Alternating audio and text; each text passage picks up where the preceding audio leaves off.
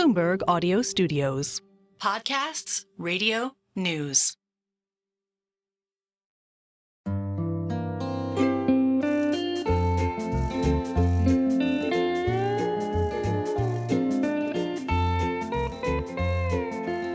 Hello and welcome to another episode of the Odd Lots podcast. I'm Tracy Alloway. And I'm Joe Weisenthal.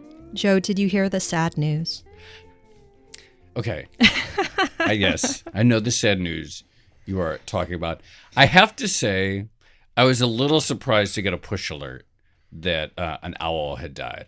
I know for some people it was a really big deal. That is such shade. That is such shade against Flaco the Owl. I can't believe you're saying that. I'm trying to be diplomatic. Some people seem to be really torn up. I was I'm a little surprised that the death of an owl made it to a push alert, but nonetheless, yes, I know where you're going with this. Okay, so for those people who don't know, maybe they don't follow local New York news as much. Maybe they're just heartless New Yorkers like Joe. They don't care about the animals.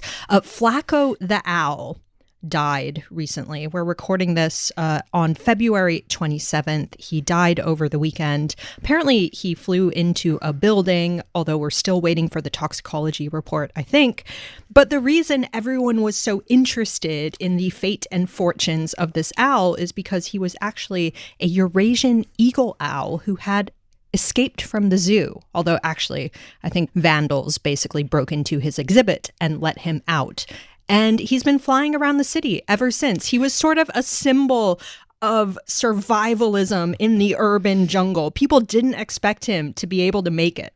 Yeah, and so there were a bunch of spottings, right, in Central Park and elsewhere. Yeah, there are photos of him. He would perch on air conditioners and sort of peek into people's windows at odd times of the day and night. Kind of wild that in a city this big, a single bird could just be spotted all over the place for the wild. People would notice, oh, this is that bird. That's pretty cool. Well, he stood out, right? He's not native. Again, the clue is in the name, Sure. Eurasian eagle owl. But I have to ask, how much do you think an owl like Flaco is worth? Oh, wow. Huh. That's a good question. I don't know. How much would it cost, if I wanted to acquire one? Are you thinking that, this on kind the of open market? Yeah, this kind of gets into the issue, right? What would the basis of that valuation actually be? So you can imagine there's probably a market price that zoos or even black market collectors would pay for an Eurasian eagle owl. There's probably a replacement value for insurance for a viable male that could produce chicks. But maybe Flaco has value in other ways. So people were clearly happy to see him flying around the city. We know that he was eating rats at certain points. So maybe he was valuable as someone killing rats and other pets. Yeah. But on the other hand, what if he ate someone's backyard chicken? Then would he have negative value? He's destroying public property or private property. What if it was a buff Orpington, a really nice show Orpington, and now someone has to replace their fancy chicken? I have a lot of thoughts on this show. I'm sorry to regale you with them at 9 in the morning. Look, clearly the death of Flaco meant more to you than me, but just objectively listening to you, you're wow, there's some really interesting questions here that I just would never have thought about at all in terms of the connection between, there must be some dollar value. There is some economic value associated with a bird that people love, that is rare, that would have been difficult for a zoo to acquire, that would be difficult for a zoo to secure. There's a cost to, as you said, the insurance. So interesting questions that I had certainly never once thought about up until 1 minute ago in my life. You know what, Joe? We don't even have to speculate about this. Okay. We don't have to. Why, do we have the answer? Well, it turns out there is actually a whole body of economics that deals with exactly this topic. It is economic ornithology. Can I just say something, Tracy? Yes. I think you're more interested in this topic than any other episode we've done in about a year. This is my revenge for the Celsius episodes, where not only do I have to talk about Celsius for 30 minutes, but I also have to drink it while we're talking. Yeah, okay, fair. I should have brought a bird for us to look at while we're here. No, okay. Economic ornithology. So the idea here is to actually attach an estimated value to birds and their role in the ecosystem of eating bugs and rodents and other things that might be considered pests either in New York City or in farmland and the agricultural industry. So this is a thing that exists, and I think we should talk about it. Let's do it. Okay, I'm very, very happy. Joe less so. No, but I am I'm happy thrilled. to say we do, in fact, have the perfect guest. We're going to be speaking with Robert Francis. He is the author of the Bird History Substack, and he wrote a really great piece about economic ornithology. So, Robert, thank you so much for coming on Odd Lots. Thanks for having me. Joe clearly is a little incredulous that this is something that exists. How did you start writing about economic ornithology? How did you discover this topic? Sure. So I'm working on a book about how the relationship between birds and people has changed over the course of America's history. And when you're looking at the progressive era, so from the 1890s to the 1930s, you really can't miss the way that people talk about birds in economic terms. They talk about birds in their relation to agriculture. And as friends to farmers, as playing a really important role in protecting crops from agricultural pests. And this isn't just farmers talking about it. You read people talking about birds like this in the Saturday Evening Post, in Harper's Weekly. You hear sportsmen talking about it. You read in school manuals that children are getting problems about how to calculate how many destructive bugs each individual bird might eat over the course of, several months. So it's really something that's, throughout society that people are thinking about birds in this way. And the force behind this is a government bureau called the Bureau of Biological Survey that was established in 1885 to study this question, to help farmers understand how they should feel about birds and what the impact of birds are or could be on their crops. So, all right, this is already fascinating. I didn't know that there was a Bureau of Biological Survey, but that is really cool. You mentioned children's problems about, okay, how many bugs a bird would eat. What are some of the other ways, when you talk about this language of talking of birds in economic language, what do we talk about? What does it sound like? How are they describing these birds? Sure. So they're talking about birds as protecting crops from destructive bugs. They're talking about hawks and eagles and owls protecting crops from mice and rats and other things that might eat grain or might affect like the orchards or things like that. And it's really looking at birds at an individual level. So they're thinking about, their main way that they study birds and their impact on crops is by cutting open their stomachs and counting how many bugs of each different species, how many little, broken up pieces of bugs that they find in their stomachs, and comparing that to how many seeds from wheat that they might find, how much, little pieces of apples that they see, and comparing it and saying, what are they doing that's helpful? How many destructive bugs are they eating? How many harmful bugs are they eating compared to how many helpful things to the farmer are they eating? And where's the balance? Where does the balance lie? Are they more helpful to farmers, or are they more harmful? So birds can be good or bad for crops. They can eat your strawberries, and I speak from personal experience here, but they can also eat the Japanese beetles on your rose bushes. And again, I'm speaking from personal experience, and Japanese beetles are my arch enemy now. But anyway, how do you come up with the net calculation for something like that? And how precise can you get with that? Can you get it all the way down to dollars and cents? So, this robin is worth like $853 to me in terms of crop protection every year. Mm-hmm. Yeah. And, the economic ornithologists of this period certainly tried. And you look at the figures that they put out, and it makes it seem very, very precise. And so a calculation might be, okay, so a mouse might eat 2 cents of grain over the course of a year. And a single hawk, based on finding, how many mice that they find in a dissected hawk's stomach, a single hawk might eat 1,000 mice over the course of a year. So, you do that arithmetic and you see that this hawk saves a farmer $20 worth of grain. Of course, the same hawk might also eat 6 chickens over the course of a year, and each chicken might be worth 50 cents to a farmer. So, it does $20 worth of benefit to the farmer and $3 worth of harm. So this hawk, according to these economic ornithologists, they would tell farmers, this hawk is worth $17 to you. So, and the reason that they were sharing this information is to try to affect farmers' behaviors. They're trying to get farmers to stop killing these hawks. So they would tell a farmer, you might save yourself $3 by killing this hawk that occasionally eats your chickens, but you're actually costing yourself $20 by, in lost grain. So is the basically a hawk eating a chicken is a very visible thing. Like, the hawk ate my chicken. What you don't, I mean, there's just sort of like almost Econ 101, the seen, the unseen a little bit, but it's like what they probably, the hawk eating the mouse, which is a grain, is just not something that would be as front of mind for the farmer. Yep, exactly. And so, this bureau that was established in 1885 is looking at, all of these birds that have these reputations as pests, crows that will eat your corn, robins that will peck at your apples, and that farmers had traditionally killed. And they were trying to act as almost like judges on behalf of these birds and look at all of them and say, okay, for each of these birds that farmers complain about, are these birds actually more helpful or harmful? And in almost every case, they came back and said, even these birds that, like a crow, that people have traditionally thought of as pests, they actually have a net positive impact on agriculture by eating harmful bugs, by eating mice, and that impact is greater than the harm that they cause by, opening up the occasional ear of corn.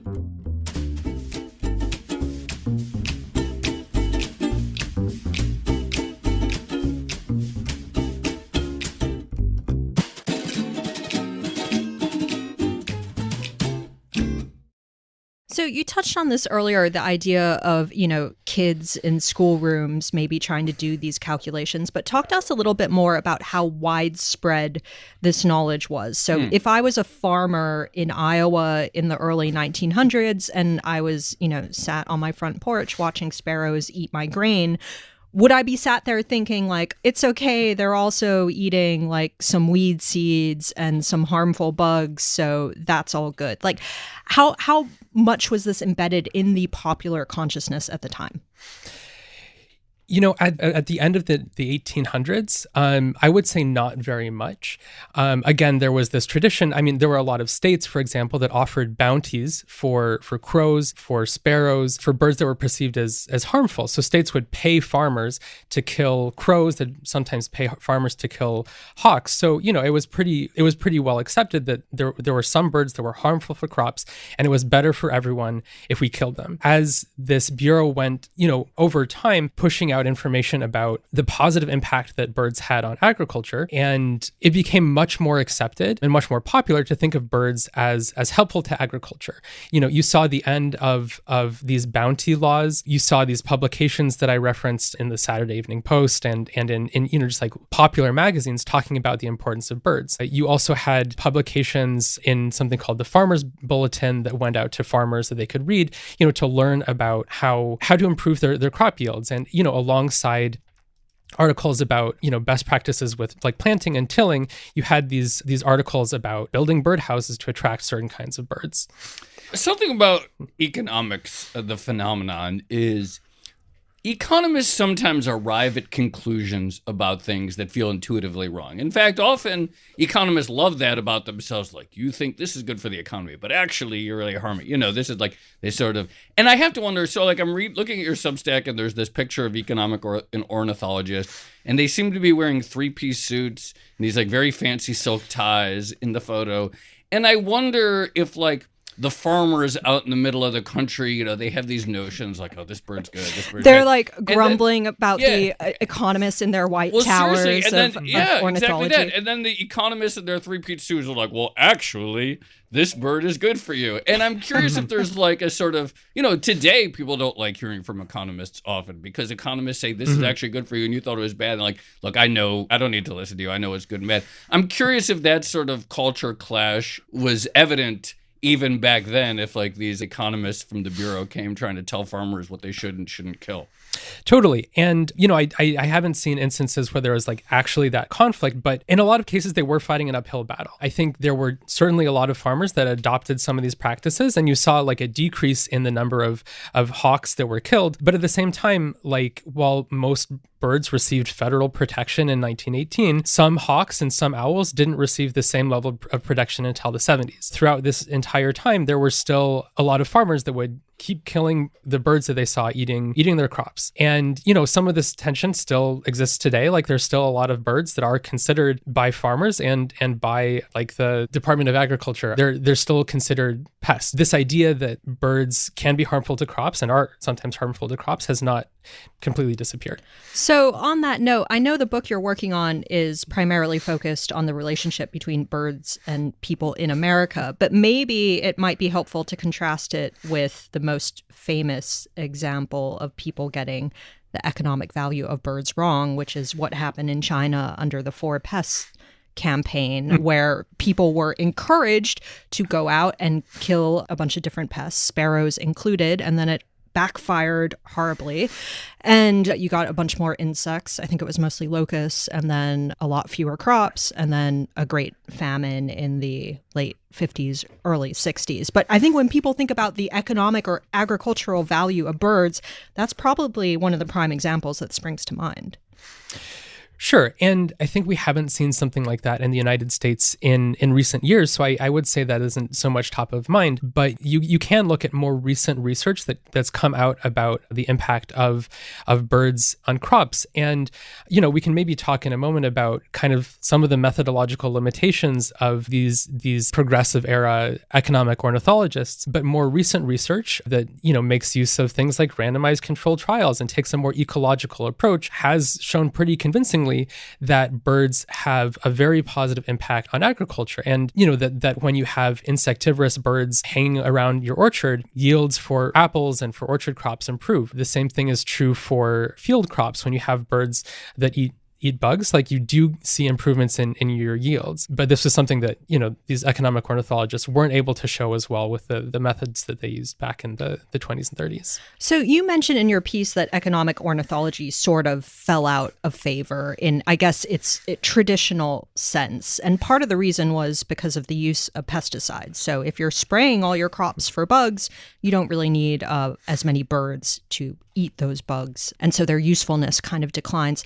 Talk to us about that transition. And then again, coming back up to speed to modern day, like what evidence do we have of the usefulness of birds in modern agriculture now?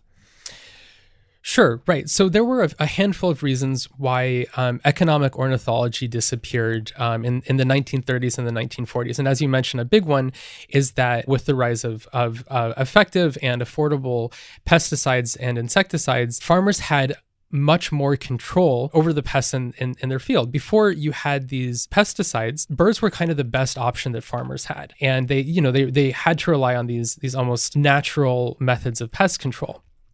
But that wasn't the only reason that this field kind of disappeared. There are also some pretty significant methodological limitations. So first of all, it was not much of an applied science. They could show how many harmful bugs an individual bird might eat, but they didn't have reliable methods to show that if you build a birdhouse, you'll be able to expect a 10% increase in yields on certain crops. Or if you plant certain types of shrubs to attract birds, that you'll be able to see specific impacts on your crop yields. The second limitation is that they weren't really taking an ecological approach. They were looking at individual birds and how many bugs they might eat. And they were comparing kind of two facts that seem intuitive. On one hand, in the 1920s, there were every year bugs destroyed hundreds of millions of dollars of crops. And economists estimate that between 10 and 20% of crop yields every year were destroyed by insects. On the other hand, you have data on these birds that, one single bird every day might eat 1,200 cinch bugs, for example, and these are a major pest for crops. And so you compare those things and you say, well, intuitively, more birds eating more bugs would mean that crop yields would improve. There is data now showing that birds do actually keep pests under control.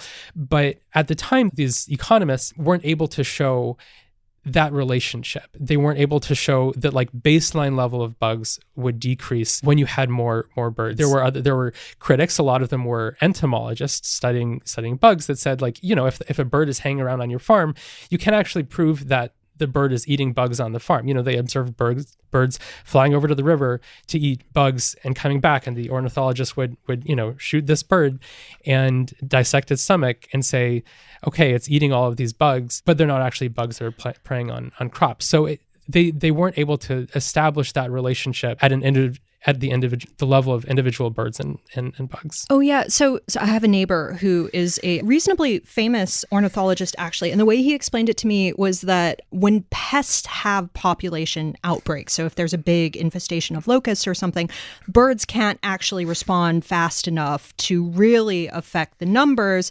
But during non-outbreak years, they can. So they decrease the baseline, as you mentioned. Yep, that's totally correct. So, and there's been a lot of recent research showing that birds do actually keep bug populations in check, and they keep them at a manageable level. So they prevent these massive outbreaks of bugs that are what is really, really destructive to farmers' crops. Something I'm interested in here is thinking about the timelines, the late 1800s.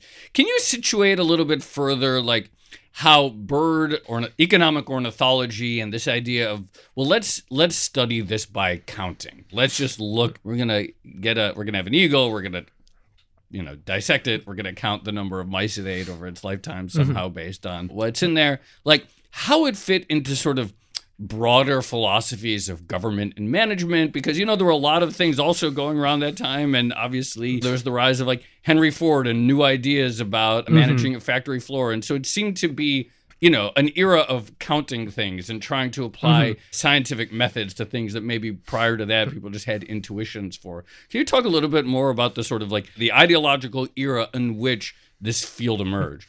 Yeah, for sure. So I might mention what kind of came before, the attitudes that came before economic ornithology.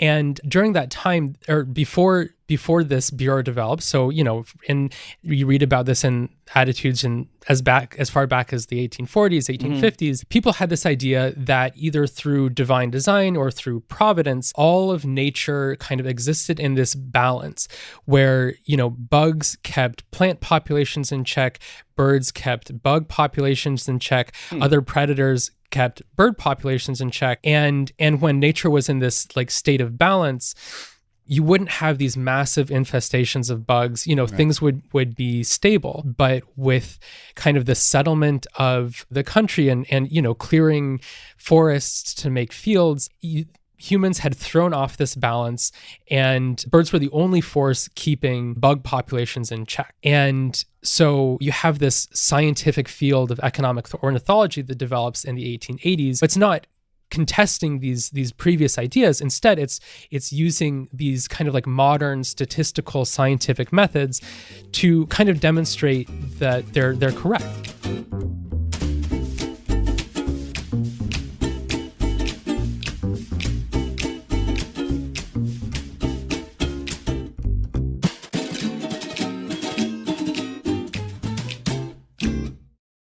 So I think there's a tendency when we read about economic ornithology to think that, this is something that was popular in the late 1800s, early 1900s. It's kind of fallen out of favor for the reasons we've discussed. But in some ways, you do see a revival of the more generalist concept of attaching economic value to animals in modern day conservation. And shout out to another podcast here, but Radiolab did a fantastic episode on this where they talked about, I think it was back in like 2014 or something, there was a hunter that paid $350,000 to go to Namibia and shoot a lion. And there was a huge uproar about whether or not that should be allowed. But one of the arguments for allowing that kind of sport of hunting where people can pay to go kill animals was, well, if you can put an actual monetary amount on the life of this particular animal, then it gives people incentive to protect it. So there is still like an element of that theme running through some modern day conservation work, it feels. Right. And I think that's a really interesting question. And it's not an easy one. I think there's a lot of debate among conservationists about, whether this is appropriate, whether this is more helpful than it is harmful. I think that there's a lot of different ways of trying to assign value to wildlife. I mean, I think the way that you mentioned, where there's a specific price placed on, the head of an individual animal, is one way. And I think it's interesting that that's kind of related to almost consumption. Like you put a price on its head, and what that lets you do is kill it, right? You kind of almost have this like ownership over this animal. But there's a lot of other ways of kind of establishing value or pricing wildlife that kind of look at it from a different direction. So one way that ecologists assign value to wildlife is through something that they call ecosystem services. And that's related to, it's kind of a similar line of thinking as economic ornithology, where it's like you look at all of the different ways that animals and wildlife contribute value to humans. So sometimes it's through agriculture, sometimes it's through tourism and things like bird watching. Like I'm a big bird watcher, and I've spent a lot of money on traveling to see birds and buying binoculars and things like that. So, wildlife in that way contributes to the economy. Another way that that some have suggested for putting a value on wildlife is through something that they call existence value. Like, I've never seen a polar bear. I don't know if I ever will, but it's worth something to me to know that they exist. And, so if it's worth $50, say, to all of us to know that polar bears are out there and to, to just like appreciate that, polar bears individually or as a species are worth quite a bit to us. And I think your example of Flaco is really interesting. This individual bird, was worth quite a bit to the city alive. There was a lot of people went out and looked for it. People traveled from outside of the city to come find this famous owl. There's a lot written about it. And so it brought a lot of value, both kind of economic and, sentimental to the city. I was going to say that there were polar bears at the Central Park Zoo, but apparently not. And I guess there was one that was euthanized due to an inoperable thyroid tumor at age 27 in the year 2013. I feel like I saw Ida. No, I feel like Gus. I think I saw Gus years ago, but anyway, I guess the polar bear isn't there. So could you put a dollar value on, have people made attempts to put a dollar value on Flaco the owl? None that I've seen. Have you seen any, Tracy? I haven't. I did look a little bit beforehand to see if I could see something like in terms of insurance. But I have a slightly different question. If Flaco was worth, if we could find a dollar amount for him and say like, well, he's worth $1 million. Let's say the insurance company says he's worth $1 million. Would he still be alive today? I don't know that would have protected Flaco from flying into a building. Well, this is actually another debate within New York City is like Right. what accommodations should be made so that birds are no longer flying into all these skyscrapers that we have. Mm-hmm. Totally. And I think that there are effective protections for birds. There's bird safe glass. You can put stickers on windows to make sure that birds can see them and don't fly into them. But all of this, carries a cost to the developer or to the city to incentivize it. And, it has like a very real impact on the number of birds that are killed by flying into windows. There are around 600 million birds that are killed every year by flying into windows. And talking about value to the value of birds, like this is a pretty significant value across the continent to have these birds alive. It's hard to see that value if, you just like live in a house and one or two birds hits your window every year. But thinking about birds as something that like carries, like an innate value that we can appreciate, but also like an economic value to our, to agriculture, and kind of that shift in mentality, I think can help individuals and help cities and help the country do things to protect birds. How concerned are you about the expansion of wind power, and how big of a deal is that? I think that's an interesting question. The number of birds that are killed every year by flying into wind towers, is around 150,000. The number of birds killed by flying into windows is 600 million. The number of birds killed by cats is about 2.4 billion. I was about to ask this question while So staring. wind is like hardly anything compared to these other categories. No, and I think it's a distraction. Interesting. Okay. I was about to ask the cat question while staring at our cat-owning producers in the window. Should we get rid of all the outdoor cats to save the birds? Should we put in restrictions? We're gonna take this like very delightful sort of conversation, make angry half the population by one answer or another, turn into something controversial. It is a controversial question. It's been a controversial question for more than 100 years. I think if you want to protect birds, you can't have cats outside. And there's a lot of debates about the best way to keep cats outside and eliminate outdoor cats. And you look at how people talked about this question, again, 100 years ago, when they were thinking of birds as protecting our national security by ensuring our food supply. They talked about it as a question of self-preservation, whether we keep cats or not, because cats killed birds and birds protect our crops. As people said it 100 years ago, it's a question of cat preservation or bird preservation. I still don't get that. Just fly. Cats can't fly. Well, there's a lot of birds, a lot of the birds that cats kill are baby birds. Oh, I They see. climb up Right. the tree, they raid the nest, Okay, and they take out an entire bird family. Also, birds are, some birds specifically are kind of dumber than you All would right, think. all right. So my 13-year-old I won't cat, chide birds for just flying away. my 13-year-old cat many years ago, and he had like a whole bunch of health problems. He had, hyperthyroidism and a heart murmur. He managed to catch a turtle dove, which admittedly is one of the dumbest birds in the world. They're the ones that, like, when you're driving down the street, they're in the middle of the road and they will not move until the last second. But yeah, even that cat managed to catch a bird once. All right, Robert Francis, author of the Bird History Substack, thank you so much for coming on Odd Lots. Thank you so much for having me. It's been a pleasure.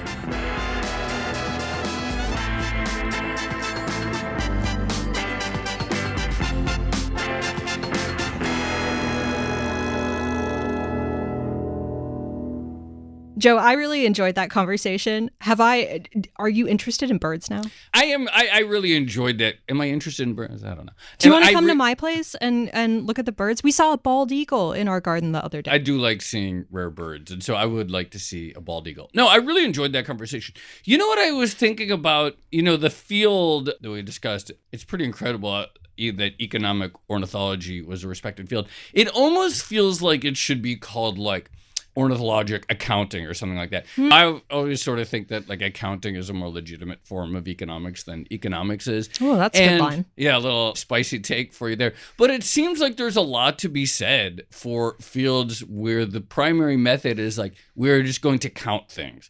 And we're going to count the number of birds, we're going to open up their stomachs, and we're going to count the number of mice, and we're going to count the number of grains that a typical mice eats, and then we're going to tally up the cost on one side and tally up the cost on the other side and see which is higher. Like, I find that to be a very interesting sort of like form of practice. I do also think that you can quibble with the methodology for some of this stuff and talk about whether economic ornithologists were overconfident in the values that they were estimating, but it does help to focus people's minds and attitudes on the benefits of wildlife when you start actually attaching values to it. And I think we've seen instances of this over and over again. The vultures in India being another one. There was a mass die-out of vultures in India, and that ended up being extremely problematic and expensive. And before that, people hadn't really thought about, well, what is the value of these vultures? So I do think it's useful in that sense to like sit and think through all these different connections in the ecosystem and the value you're deriving from it, whether it's in actual farming and growing things, or, as Robert was saying, just in the idea that you get to enjoy the birds. You get to see Flaco flying high above the sky, although not anymore. R.I.P. Flaco. R.I.P. Flaco, indeed. I'm also just interested in this sort of U.S. government history. And this time when in the 1800s and then all through the 1900s, where a lot of government bureaus and divisions of bureaus, et cetera, were about assisting this great process of turning the West, turning the land, whether it's agricultural land, into something useful. And so you end up with things like the Division of Economic Ornithology to help farmers and various bureaus that did, or, all the various bureaus that helped build dams and build canals and turn the rivers for irrigation and things like that. It's interesting to find all these little niches within the expansion of government that really were like providing these services, whether information services or sort of infrastructure services to the people sort of like figuring out how to use the land. I like how you've come around to this because it's basically industrial policy. Yeah, right. Yes, you get it. All right. Shall we leave it there? Let's leave it there. This has been another episode of the Odd Lots podcast. I'm Tracy Alloway. You can follow me at Tracy Alloway. And I'm Joe Weisenthal. You can follow me at The Stalwart. Follow our guest, Robert Francis, at RBFRNCS, and check out his Substack, Bird History. Follow our producers, Carmen Rodriguez at Carmen Armin, Dashiell Bennett at Dashbot, and Kel Brooks at Kel Brooks. And thank you to our producer, Moses Andam. For more Odd Lots content, go to Bloomberg.com/oddlots, where we have transcripts, a blog, and a newsletter. And go check out the Discord and chat with fellow listeners 24/7, discord.gg/oddlots. And if you enjoy Odd Lots, if you like it when we do natural history episodes like us, then please leave us a positive review on your favorite podcast platform. And remember, if you are a Bloomberg subscriber, you can listen to all of our episodes absolutely ad-free. Just connect your Bloomberg account to Apple Podcasts. Thanks for listening.